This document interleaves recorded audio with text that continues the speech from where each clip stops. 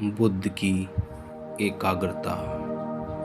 एक बार भगवान बुद्ध एक गांव के समीप एक शाला में निवास कर रहे थे। दिन का समय था।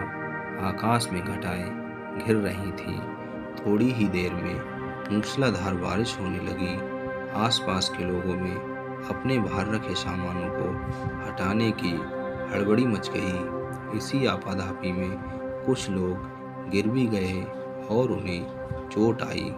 तभी जोर से बिजली कड़की और वहीं काम कर रहे दो किसानों एवं 4 बैलों को अपनी चपेट में ले लिया।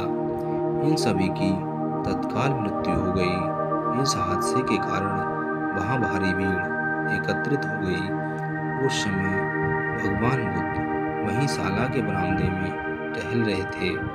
लोगों ने उन्हें घटना के विषय में बताया तो उन्होंने अनभिज्ञता जाहिर की। ग्रामीणों स्वयं का वार्तालाप कुछ ऐसे चला। बनते, आप उस समय कहाँ थे?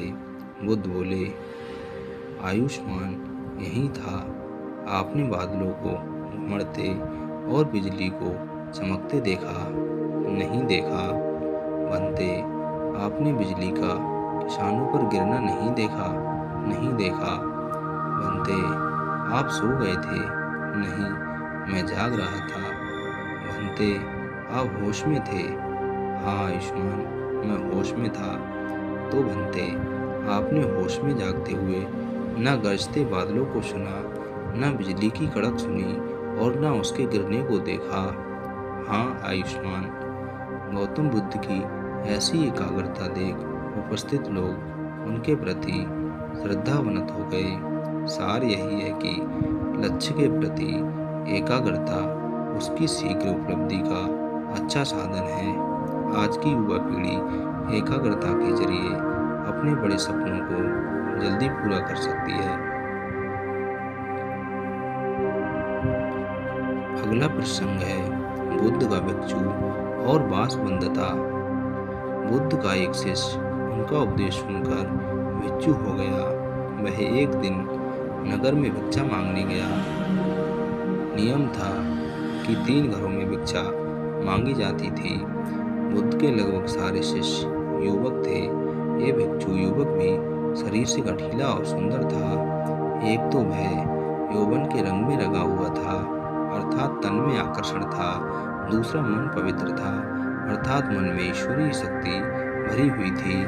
जिसका तन और मन दोनों सुंदर हैं, वह परमात्मा के निकट है।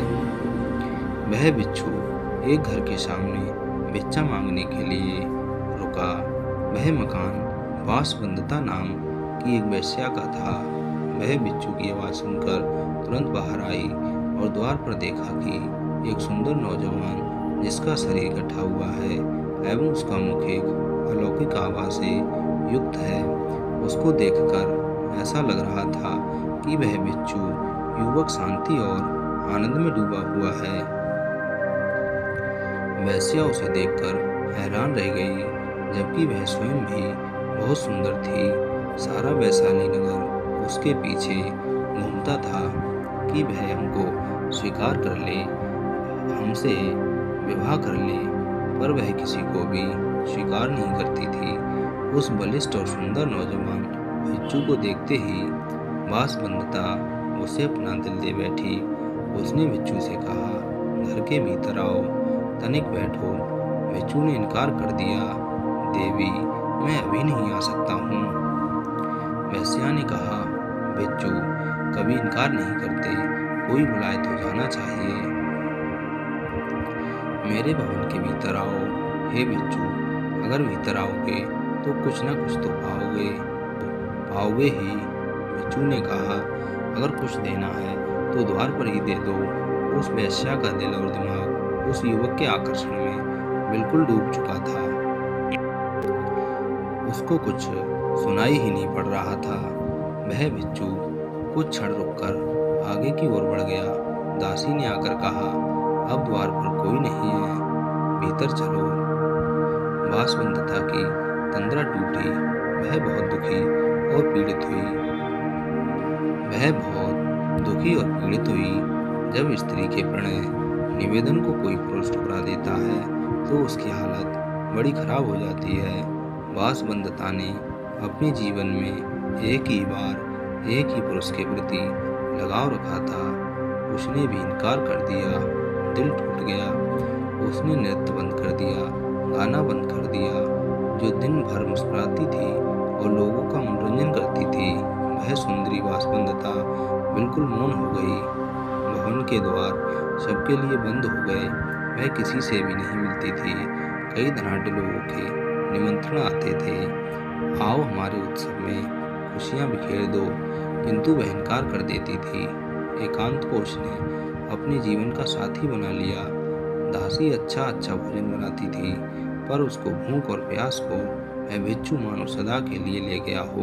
बासवदत्ता को रात दिन वह बिच्छू याद आता था। वह बहुत कमजोर हो गई और बीमार रहने लगी।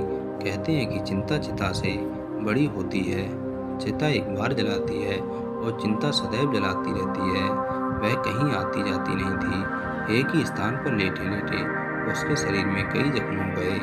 उसकी सुंदरता क्रूरता में बदल गई। अब उसे कोई देखना भी पसंद नहीं करता था।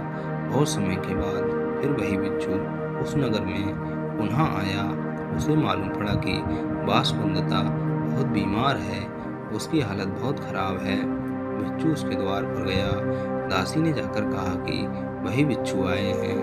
बासवदत्ता ने दासी से कहा, यहाँ पर मत आने दो। जब मैं सुंदर युवती थी, बहुत खूबसूरत थी, तब मेरा निवेदन स्वीकार न किया। अब मैं बदसूरत और बीमार हो गई हूँ।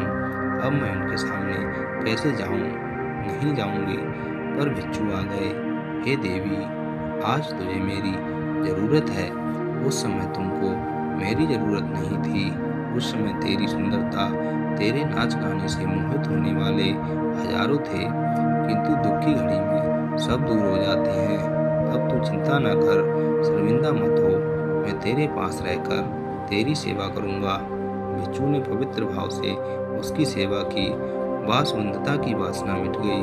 उसका विवेक जाग उठा। बिच्छू उसे बुद्ध के पास ले गए।